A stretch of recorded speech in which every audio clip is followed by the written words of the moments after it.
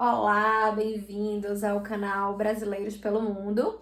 E hoje eu recebo Lúcia, ela é de Salvador e mora atualmente em Perth, na Austrália. Ela vai contar um pouquinho sobre o doutorado, processo seletivo e a vida nesse país maravilhoso.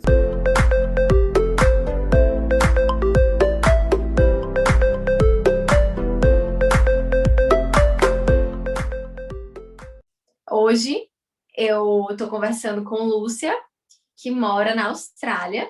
E aí, antes de tudo, assim, eu queria saber um pouco da sua trajetória, né? Eu sei que você tem uma vida acadêmica, foi pelos próprios estudos, né? Pelo doutorado, que você foi para a Austrália. Então, eu queria saber um pouquinho, assim, desde o início da vida acadêmica até chegar nesse ponto, e depois perguntar mais detalhes do processo seletivo e de como é a vida mesmo na Austrália. Ótimo. Acho que tem mesmo uma diferença grande assim da história de vida dos brasileiros fora do Brasil, que saem para estudar especificamente, né? Ou vão realmente para emigrar ou pensar, né, numa vida nova e tudo mais. Os processos acabam sendo diferentes. Mas enfim, falando um pouco da minha trajetória, eu fiz biologia na graduação na UFBA, né, em Salvador. Quando eu estava fazendo a graduação, eu fiz Ciências Sem Fronteiras, o que eu acho que abriu um pouco aí as portas para pensar no mundo exterior, né, do Brasil.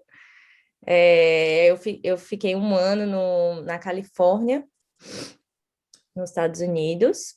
Então, eu fiz 9 meses de aula mesmo, né? Fui para aula, fiz um ano de graduação e fiz 3 meses de estágio lá.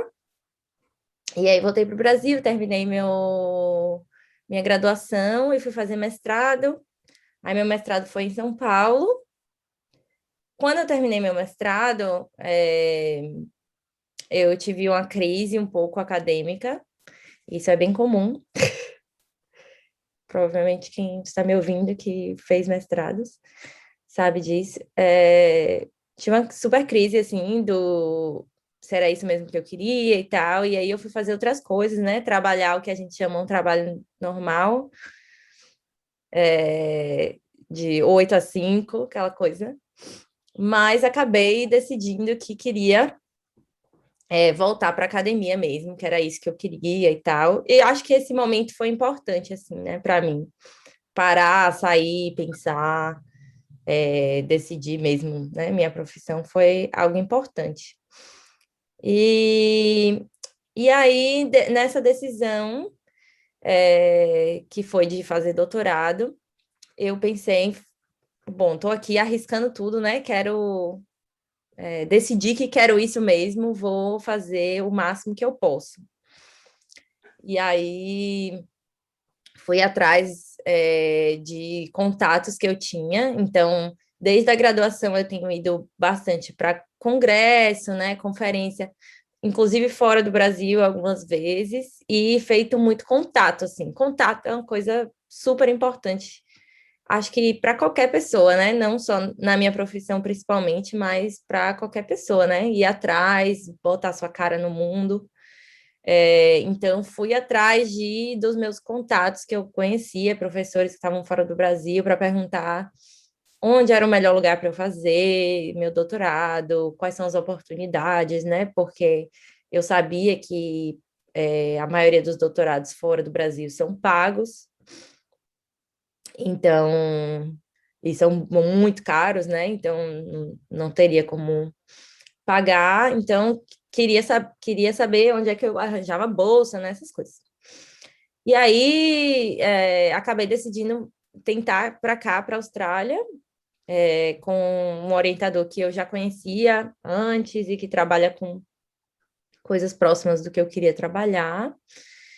E aí acabei vindo para cá, né? E aí tentei o doutorado aqui na Austrália e no Brasil também, para Ótimo. ver, para ter opções. E É, qual foi a área específica que você decidiu focar e qual universidade também? certo.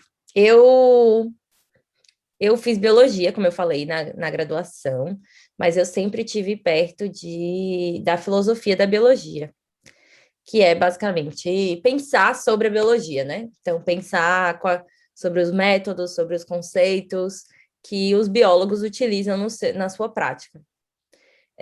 Então, hoje, e era algo também que eu não queria. Acho que teve um medo no processo, né, de realmente tentar e mudar de área, né, porque querendo ou não, fala sobre biologia, mas a área é bem diferente. Mas eu acabei fazendo isso, né? Hoje eu trabalho com filosofia da biologia aqui na Austrália. E aí eu estou na Universidade do Oeste da Austrália, que chama a UWA, né? Que é a University of Western Australia, que é aqui, então, na parte do oeste da Austrália, que acho que é menos conhecido, né? Pela a maior parte das pessoas. Mas quando eu vim para cá, eu fui para Melbourne, na verdade, eu fiz uma transferência para cá no meio do caminho, porque meu orientador mudou de cidade. Massa. Entrevistei também uma brasileira que mora atualmente em Melbourne. E o caminho dela foi um pouco diferente, mas ela também escolheu um mestrado no exterior. Mas diferente de você, ela não tinha assim iniciado uma vida acadêmica, então ela não conhecia muito bem os professores, né? Não tinha esse contato antes. E aí uma questão que eu tenho também é em relação ao processo seletivo, né? Assim, claro que é algo muito específico. Eu acho que deve ter os próprios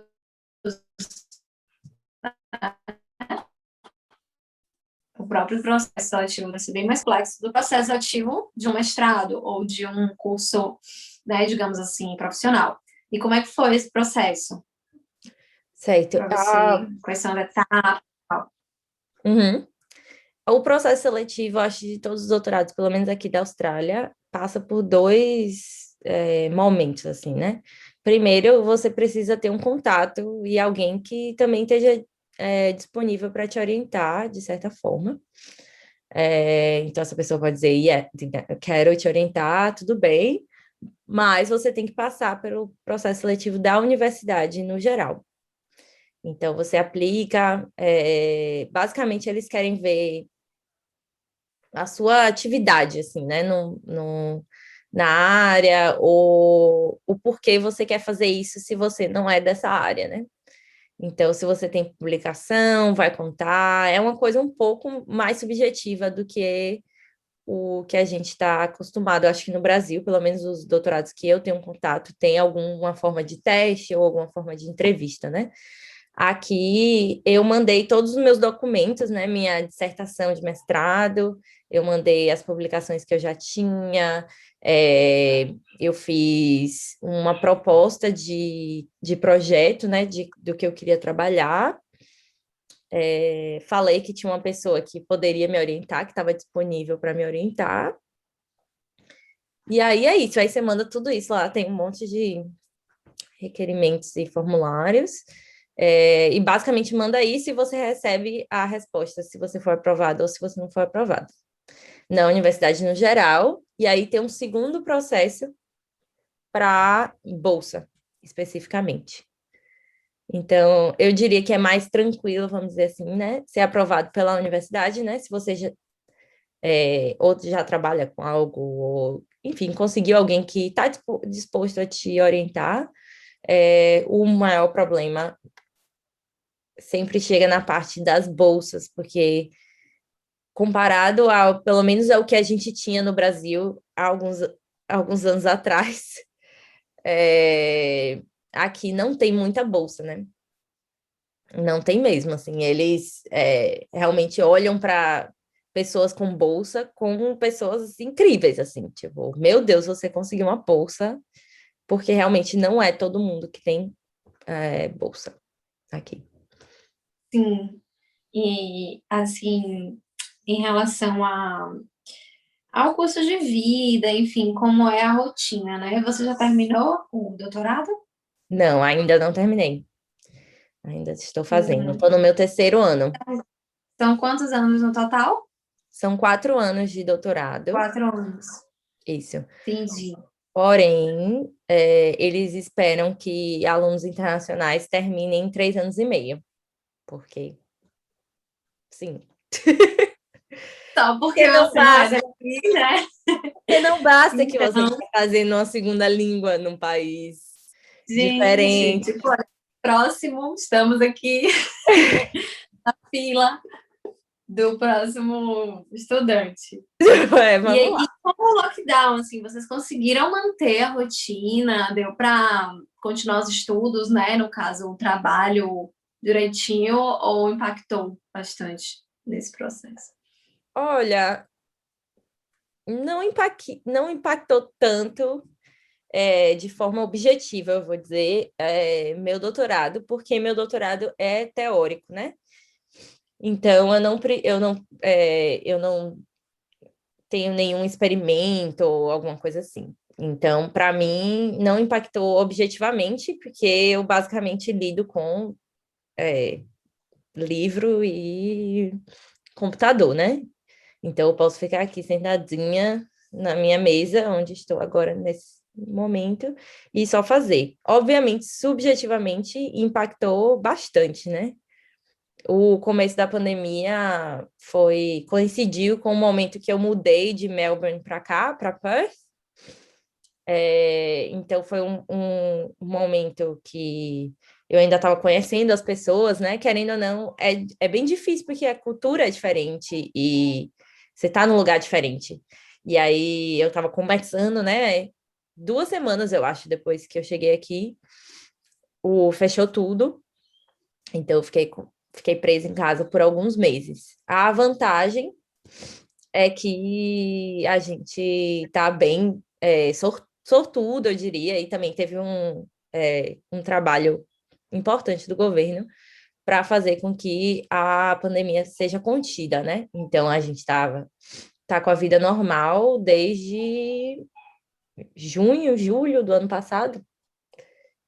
Sim, podendo sair sem máscara, né? Assim, permitindo encontrar as pessoas direitinho. Pode Não, se locomover também, né? Pelo país e tudo. quase 100% normal mesmo, normal. Tipo, pode fazer tudo. A única restrição, acho que a gente ainda tinha, era grandes eventos, tipo jogo de futebol, essas coisas, com um pouco menos gente, né? Mas, no geral, estava tudo normal. A gente não precisou usar máscara em 2020, em nenhum momento, na verdade. Mas agora, esse ano, tá tendo algumas, por causa das variantes novas e tal, tá tendo alguns novos casos aqui e ali, né? Claro que a resposta do governo é muito rápida. Inclusive, agora eu estou num lockdown, acabei de entrar no lockdown, meia-noite. Mas hoje, ou Hoje, ontem, no caso, exatamente, hoje. gente, eu Porque, soube do de Sydney, né? Que eles barraram metade da rua pode, metade da rua não pode sair de casa. Teve uma eu rua nem vi. específica lá de Sydney, que é um bairro específico, que ficou realmente dividido. Esse lado pode sair de casa, esse lado não pode. Então, É, isso. então, os governos de New South Wales, né, que é o estado que Sydney fica, e aqui o estado que eu tô, que é o Western Australia, né, no oeste da Austrália, eles são muito diferentes em ação, né? Claro que não se compara com o Brasil em nenhuma maneira, mas comparado aqui, eles têm ações mais liberais do lado de lá, né, onde é Sydney.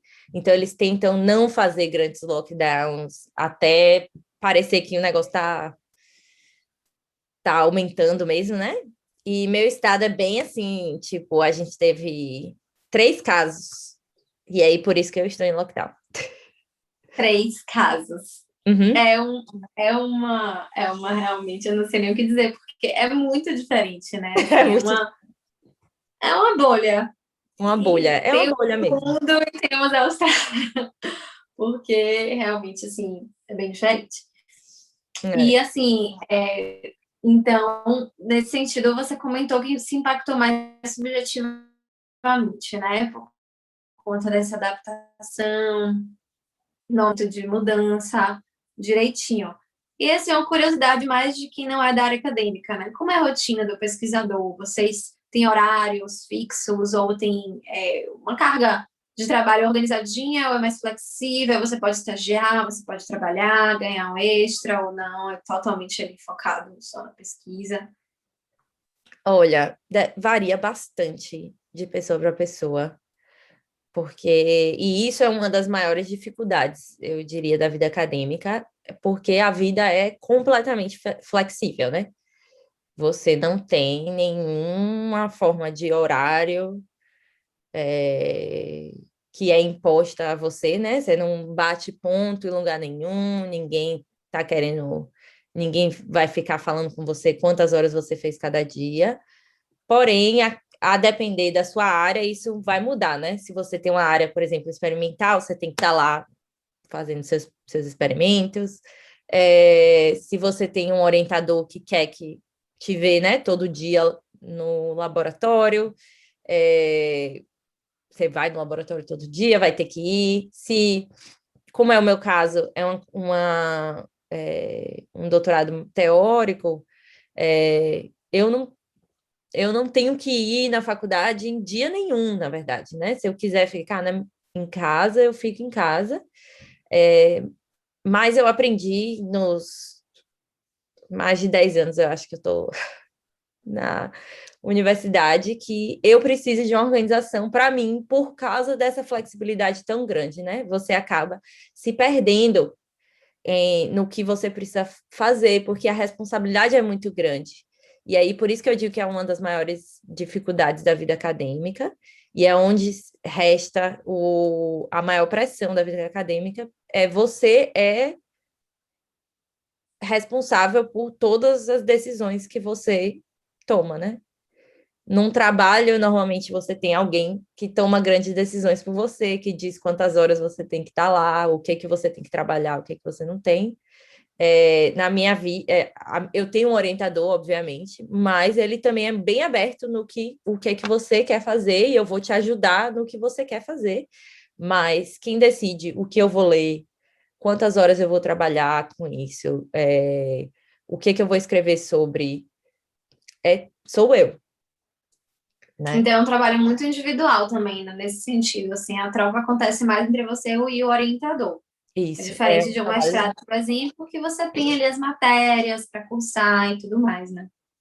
Então, isso é uma diferença grande do doutorado na Austrália, do doutorado no Brasil, que no Brasil tem disciplina,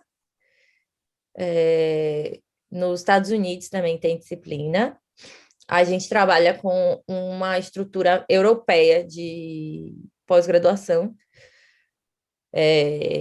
Então, na Europa, acho que na Inglaterra, e na Europa no geral é assim, e aqui na Austrália também, que é o doutorado não tem disciplina também, nenhuma. Então, realmente, desde o dia 1, eu tava assim, solta, né? Vai, o que que você quer? Vai ler o quê? Vai fazer o quê? Vai escrever sobre o quê? E isso realmente é uma pressão grande, assim. E porque é um trabalho muito solitário, no geral, né? Tipo, você toma suas decisões, você que vai escrever, você que vai ler, tudo com você. Acho que também o fato de estar em lockdown afeta bastante, né? Porque você precisa de uma vida social fora do trabalho, porque não há uma vida social no trabalho tão grande, né? Obviamente que a gente tem Uhum. encontro, conferência, seminário, essas coisas, mas no dia a dia, sou só eu mesmo e meu computadorzinho aqui, né? Entendi. Então, É, sobre é bem trabalho, diferente, né? eu Então, te respondi, né? sobre o trabalho, isso. É possível fazer o trabalho, assim, depende de qual é a forma do estudo que você faz aqui, né? É, tem gente que faz part-time ou full-time, então você é esperado que tenha 40 horas de carga horária, né, por semana, ou esperado só 20 horas de carga horária por semana. Eu faço full-time, então, teoricamente, eu tenho que estar trabalhando de alguma forma 40 horas por semana nisso, né? E como é bastante pesado no sentido das coisas que eu tenho que entregar mesmo, né? E a produção, fica mais difícil ter um trabalho grande ou fixo, ou, que realmente vai me dar um super retorno, né? Sim. E aí, por isso é E importante ter a bolsa também, né? uhum, Porque a bolsa faz você se manter e continuar no trabalho, né? Ou continuar produzindo o que você veio produzir. A bolsa, aí falando um pouco de dinheiro, né? sim. Eu tenho duas bolsas, então a bolsa internacional, ela é, na verdade, dividida em duas. Uma que é para pagar a universidade mesmo, né? Porque o curso, eu até fui atrás, que eu vi que você ia me perguntar isso.